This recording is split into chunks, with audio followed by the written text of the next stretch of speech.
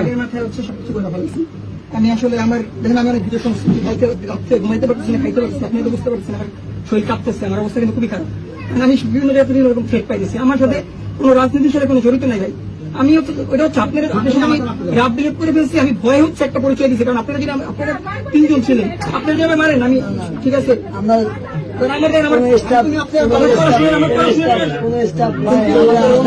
আপনার কোনদিন কোন স্টাফের গায়ে হাত দিয়ে পড়ালেখা করেন ভাই, ঠিকভাবে পড়ালেখা করেন ভাই, আমার মাফ করে দেন। আমি মধ্যে মাফ করে দিছি ভাই।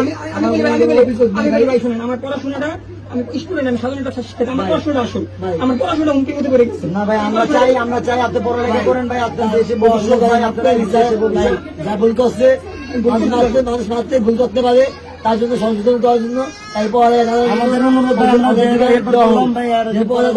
করতে পারে, জীবনে কিছু অর্জন করতে পারে।